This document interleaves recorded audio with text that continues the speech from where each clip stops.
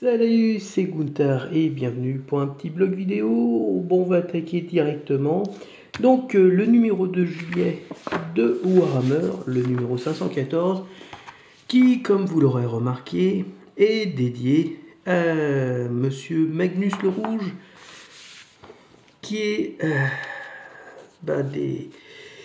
de Tzeentch.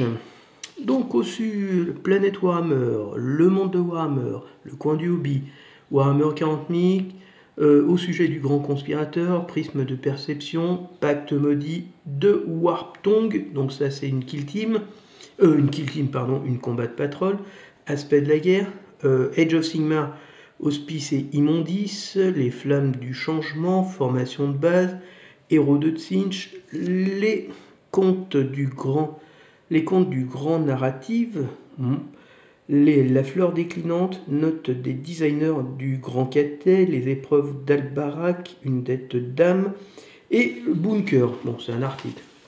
Voilà, Planète Warhammer, c'est le courrier des lecteurs avec un petit peu ce qu'ils ont fait. Ça, c'est la Warband d'Underworld peinte. Et je dois avouer que peinte, elle est plutôt sympathique. Donc pour du Tzeentch encore, ça peut aller. Enfin, franchement, c'est supportable. Mais il y en a d'autres, franchement. Alors, c'est du Tzeentch ou du Slaanesh? Je pense que c'est du Tzeentch. Ou le cortège de l'effroi, je ne sais plus si c'est Tzeentch ou Slaanesh. Je pense que c'est Slaanesh ou Tzeentch. Je ne sais plus. Je ne sais plus, franchement. Et c'est pas mes dieux préférés. Donc un Terminator, plutôt sympa. Voilà. La galerie des babioles. Hop, on s'en fiche. La réponse, crise d'identité. Des Terminators. Voilà, on s'en fiche. Bon, donc un article. Déchaîner les dieux sombres du chaos. Voilà, donc ça c'est une petite discussion sur les dieux du chaos.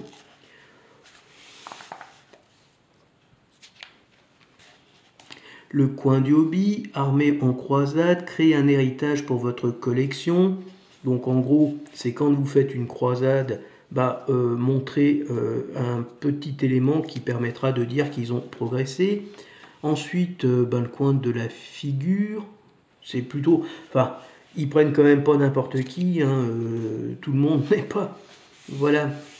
Ensuite, au sujet du grand conspirateur, texte choisi sur Tzeentch, donc c'est plutôt une partie lore ici, historique, un petit peu pour, on va dire, créer un cadre pour des histoires, c'est toujours intéressant.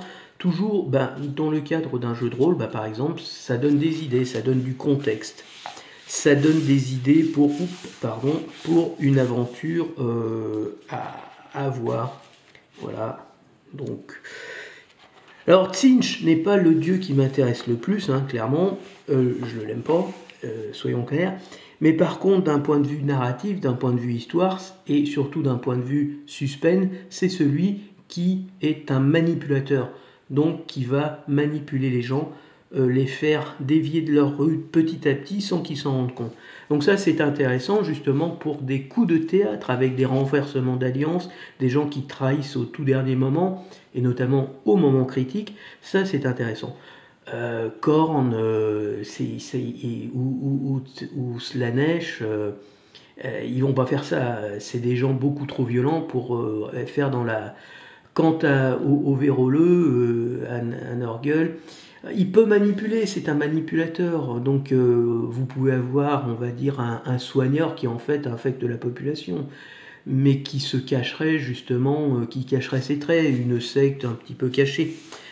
On est toujours là dans le prisme de perception, donc voilà, la combat de patrol. Donc comme toutes les autres combats de patrol, on est dans une combat de patrol mix avec des démons et on va dire des guerriers du chaos. Voilà, donc le pacte maudit, vous avez quoi, Madrax Warp Tongue, c'est le sorcier, des Marines Rubricae, donc 10 figurines.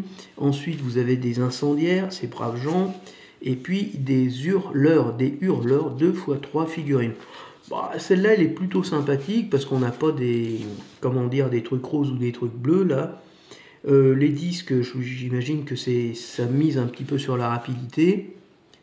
Le pacte maudit, voilà, les optimisations, dignes offrandes, forme éphémère, objectif secondaire, congrégation, la colère du warp, enfin tout le tralala.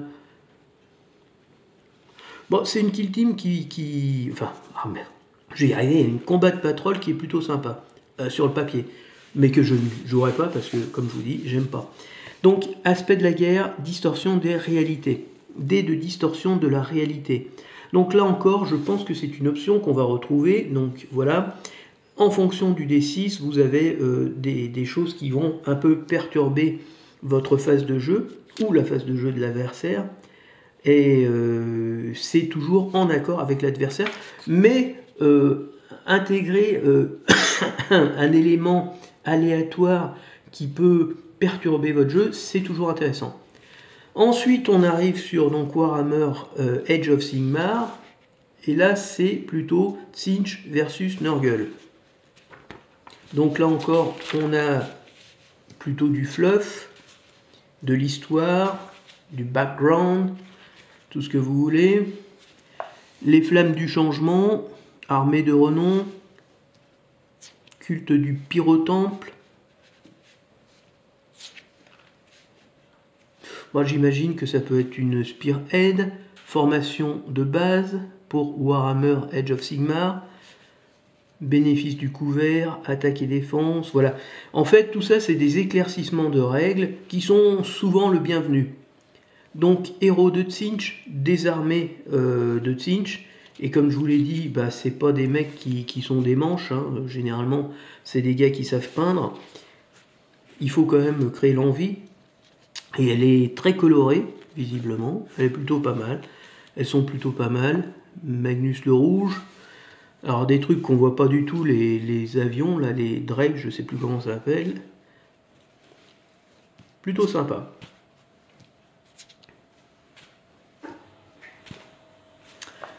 Les contes du grand narratif, alors les plus gros, voilà, donc bon, je suis plutôt introverti, gna gna, donc voilà, donc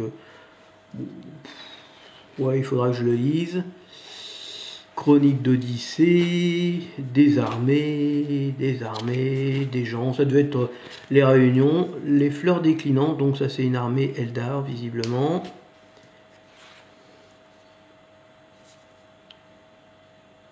Voyez-vous, le grand narratif, donc c'est sûrement pour une série de combats avec des armées, Catet, voilà. Encore un article, des conseils de peinture. Alors, tout le monde aime Catet, alors, sauf moi. Le petit texte de la Black Library qui est consacré aux nains, là, comment ça s'appelle? Voilà, la partie 3 sur 5. En gros, ça vous fait une petite nouvelle une fois que vous l'avez. C'est plutôt sympa.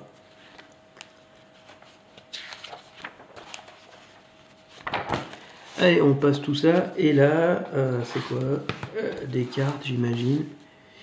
Assises changeantes. Ok, bon. Ah, c'est pas le préféré. TNT, ça faisait très longtemps que je l'avais pas pris. Je l'ai pris parce qu'il y a ça qui m'intéressait. Et si la bataille de France avait eu lieu en mai 1941. Et le côté rigolo de la chose, c'est qu'en gros, il présente tous les chars qui étaient à l'état d'étude dans les années 1939 et qui seraient arrivés en 1941, dans les années, à la fin des années 40, en 1941.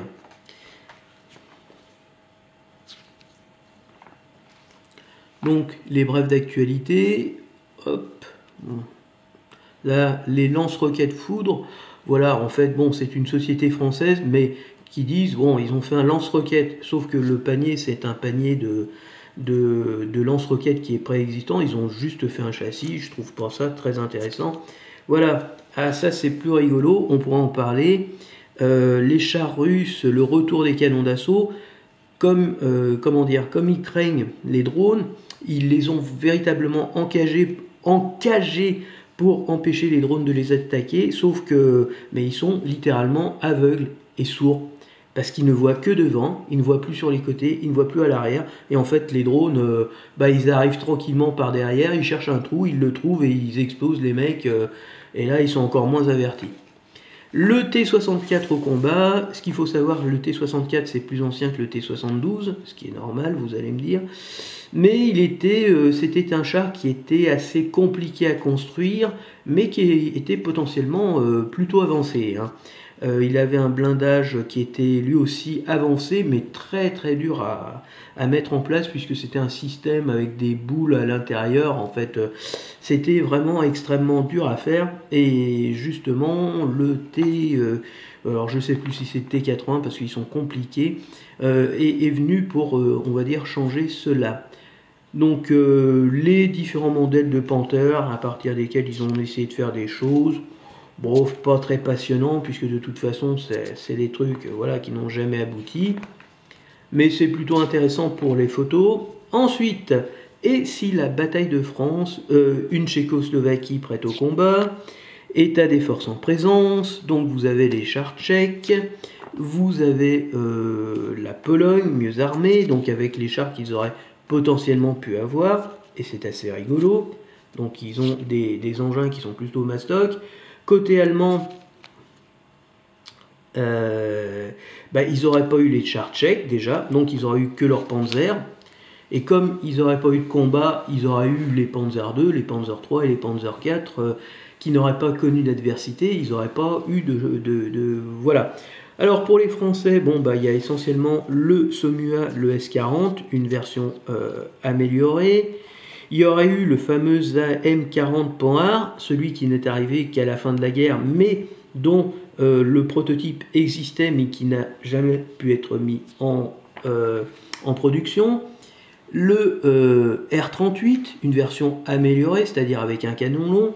Le B Inter, le Renault, donc encore plus blindé que d'habitude et avec une tourelle améliorée.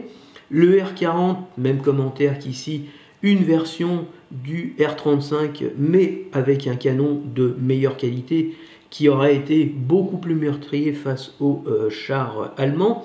Et sachant qu'ils étaient très blindés face au canon de 37 allemands, ils auraient eu la supériorité. Le SAU-40 avec le canon de 75, un autre véhicule qui est un transport de troupes, un char ultra lourd, un char forteresse.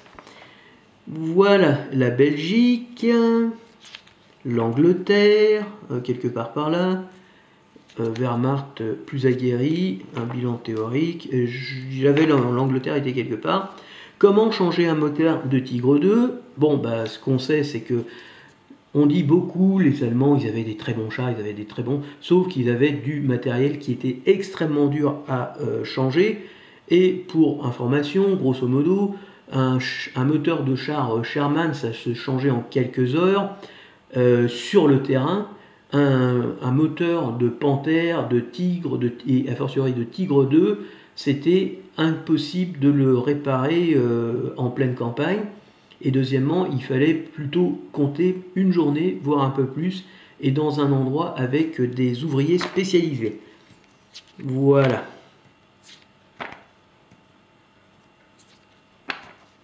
Ensuite, le T72 Ural, un char très classique qui a été vendu à des milliers d'exemplaires. Voilà. Et ça, c'était plutôt intéressant.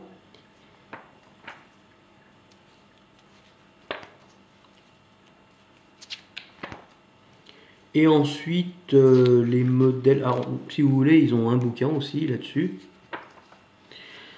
L'inconvenant, Mr. Christie's. Alors, Christie's, il est connu pour ses suspensions, les fameuses suspensions Christie's, qui ont équipé pas mal de chars au début de la Deuxième Guerre mondiale. Mais comme tout, c'est passé de mode.